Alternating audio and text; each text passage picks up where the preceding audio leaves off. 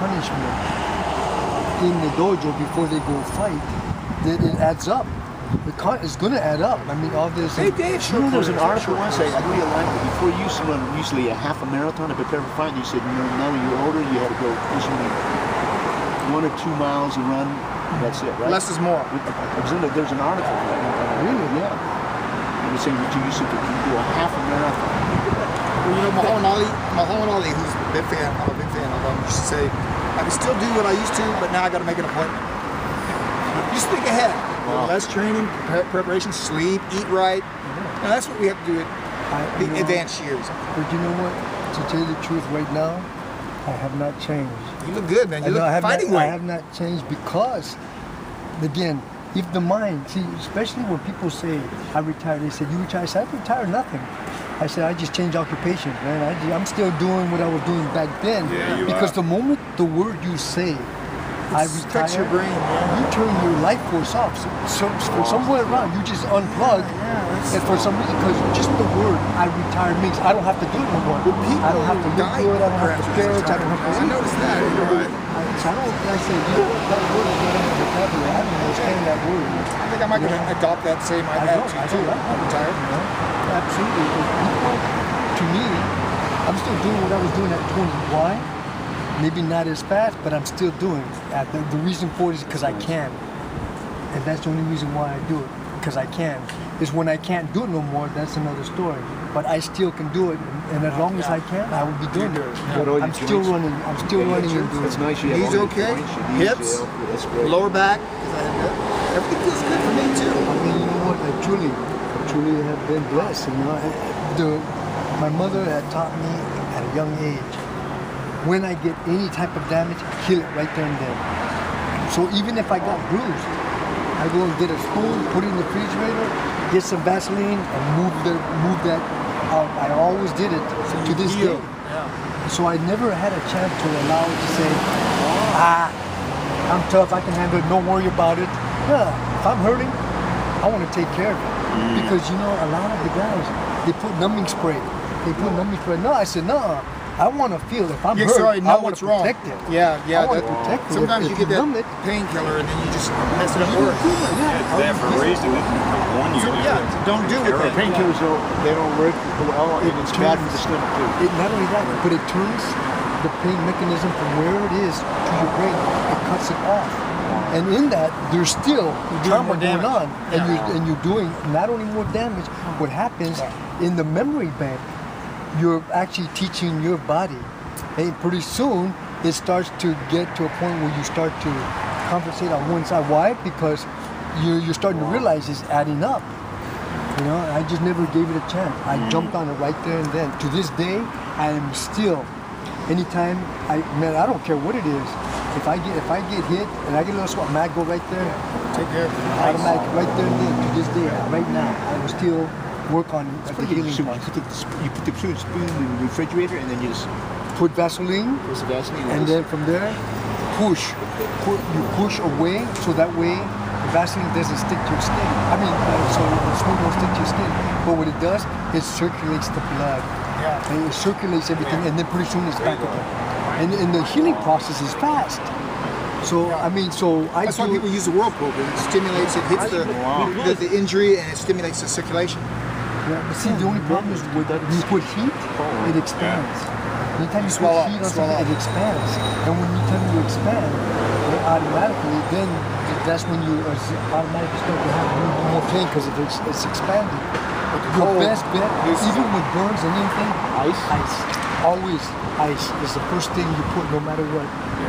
No matter what it is, ice is the first thing because what it does, it attacks, and your mind goes right into that healing process because it doesn't understand it, so it's trying to heal it. When you put ice, you put heat, it relaxes it, it opens up, it expands. It does the opposite of what it does. It does the opposite of the healing process. You know, one time I had this big knot. I didn't block properly the stick, and boom, a big knot. Lacoste looked at it and took the sword out of it. What's he gonna do? Cut it, man? I hope not. So what he did is he put the metal on the bump, and he held the sword right in the thing. And I go, oh wow, it's like an ice pack. Yeah. And then he pushed it and rubbed it. I thought he was going to cut me. Because I didn't understand why he took the sword out of it. What the heck is that? He's so traditional. You're so traditional. You didn't bother to ask. Stand still for a minute. Yeah. How true that is. Hold still. You got a big knot on your head. Because the metal part, It's cold. It's not only cold, but what happens, it triggers a certain part of your body. It gives a chemical that will go right to the healing process. Go right to it. So this They use it in boxing. They have a little cold, the cold compress of metal, and they keep it in the ice. And then when a boxer gets hit, they put it on his head. Just remember, it's almost like your brain is it's like a ball of jello. Yeah. And every time you move it, that jello goes like this, your brain is the same way. But only your skull has little picks. Little Cuts it, little damages it, and every yeah. time it moves, it scratches the brain. So every time, and especially Every hit. especially in front right here, because this is where where your creative part is. Every time you get hit and it does this, it was proven. This doctor, he's a brain specialist. He did a seminar, and he was talking, and he had a kid, 15-year-old, and he had a woman, 70-year-old. Took pictures of their brain, and they looked and they said, "Which brain would you want?" We said, I want the kid's brain." And then they start showing the brain. Holes and things. They start seeing the cuts and curves in it. Wow. And they said, if anything, this lady has a stronger and better brain than this young kid. And we said, why? The question was, why? He's so young. And they said, show them what you do for a living. Show him. He said he was the best at 15 years old. Picked up, boom, picked it up and went. Oh, soccer. Soccer. With the soccer ball doing this. I didn't think that would hurt the brain, though. And you're going, right on the skull. He says, can you imagine when this is your creativeness? He said, just a little bump. He said it was jarring the brain into the skull and it was scarring it. So when he showed us on this kid's brain, you see all these cuts and this. He says, this brain is almost a 70-year-old. This 70-year-old woman has a 10-year-old, 15-year-old brain. And then I started thinking about it. I started saying, and that's why I start working on, right now, all my seminars are on defense. Defense. Because I start realizing every time you boom, your head, oh, no worry, I got a headgear on. I said, just because you have a headgear on, don't think you're not taking damage. That's why most of these people have headaches. They go to sleep with headaches, they wake up with headaches, and some of them have migraines. Spots in there. And this was my seminar. So every time you hit Every hit does something. Every time you're hit, especially this part of your brain, this part is the creativeness of it. And this is why it's so hard. So you ever see, like, think about it, and the first thing you do is you put your head up and your brain is thinking to this side because you're lifting, you're thinking about it. And it always turns and lifts because your brain is activated on your thoughts when your head tilts. Right? And so it changes every time. I work with so many doctors. I have a lot of students that are surgeons, so I work with so many chiropractors. And truly, I'm about internal. I'm not, the external to me is 20%. 80% is mental, and 99.9% of the rest of it is internal, which is emotional. And the moment you allow emotions to enter your 80% focus, you start creating results that you're not looking for. Fear, anger, frustration, anxiety. Why? Because the chemical is giving that result. That's internal. That's an internal thing that we're doing. And so most fighters never witness. Right? Most fighters, none of us were afraid of getting hit. None of us. But sometimes the fear base is about disappointing your sensei or somebody, disappointing your wife. Or the audience. Or looking bad. And the most important of all is the ones, your loved ones, is what you don't want to disappoint them. So this is the fear base, the chemical that we start to bring up, not because of the hit. That's our least problem. It's not because we're getting hit, it's because there's a fear base of looking bad, being judged, don't want to disappoint. Okay? Every champion that I've talked to has a fear. You know what I used to say? Because I used to say, I don't fear nothing. If I'm not afraid of dying, what can you possibly do to me? Shoot me, stab me? I'm not afraid of dying. until one day I said it so many times. I was at Chuck Norris's ranch, my daughter Monique, and at the time Monica was his girlfriend. They were riding these dune buggies, and Monica, we're in the pool.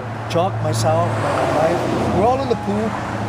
Monica says, "Quick, Benny, you know your daughter, the dune buggy tipped over. She can't move. It hurt her back, or this and that." I, honest to God, truth, I jumped out of the pool. I said, "Where?" Now he's got a 5,000 acre. I said, "Where?" And she pointed. I started running. I never had so much fear in my life. I was actually crying, running, saying, "Please, don't let nothing happen to me. Give it to me.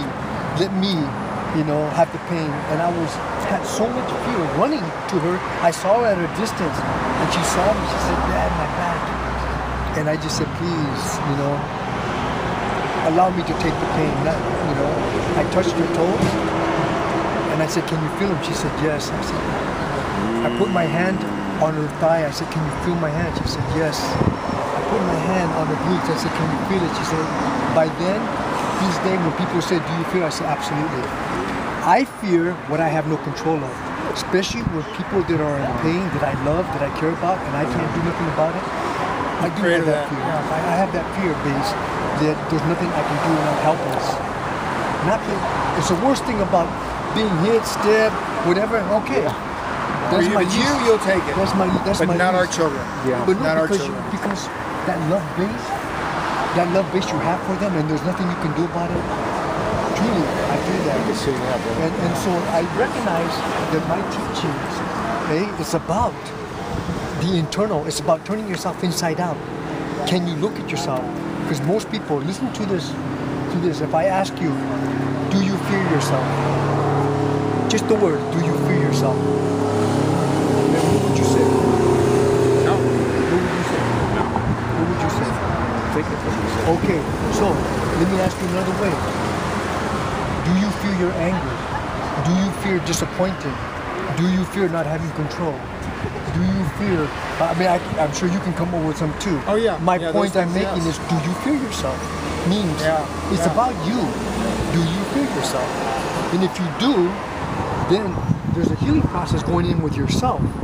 You see? And this is the important thing, is when you can look and say, yeah, I do have a little fear. I said, and it's not about anything that we do for a living. It's about certain things that we have no control of. Sometimes, there's that little fear base. And really, it's about you. It's about mirroring your truth. It has nothing to do with anybody else. It all has to do with individually us, ourselves. That's internal. And the internal fight is mental warfare, physical warfare, spiritual warfare, character warfare, all have energy. See, we're so used to external, punching, hitting, and then, okay, we got that. Part, though. That's the easy part. The mental part is when you're having arguments in that strong part. But the spiritual part is what you can see. And I'm sure you get into a room and then you see somebody and you feel this energy and you can see it's negative. You can see this person is thinking bad things about you. And for what reason, he's thinking. You can feel that negative, dark energy, his thought waves, because every thought has a vibration. Every word has a frequency. And we feel that, we pick it up, but sometimes we think it's ourselves. We think, man, why am I thinking that? And my question is to you, is that your question? Is that something that your character would think? I said, no, I don't think that way. I said, so what makes you think it's yours? Well, because it's in my head. I said, but what makes you think it's yours? Just because it's in your head doesn't mean, because you can go in here and you're picking up a lot of different energy. Negative energy. And when it's in your head, the point is that your character think that? And you said, no. I said, then what makes you think it's yours? Point is what to do with those negative thoughts, those dark thoughts. What do we do with them? This is the teaching internally. What do we do with those negative dark thoughts? That's warfare. Okay? And that's what we all teach. Okay? We teach about warfare. Internal warfare, external warfare. And there's a balance in everything we do. Without the balance, I don't care what it is. Life has to be balanced. Too much of one thing is not healthy. Too much of not enough of another is not healthy. Always a balance in life. And this is what we inspire these youngsters. We inspire them to understand themselves and what they're feeling. That's the art of war. That's what we've been doing for from day one was about teaching the art of the art. You know, that's warfare. So, Makes sense. that was Yeah, it certainly does. One to think about that. Yes. Something to think about. food for thought, right? It was, No, I feel like I just took the Urquidez seminar.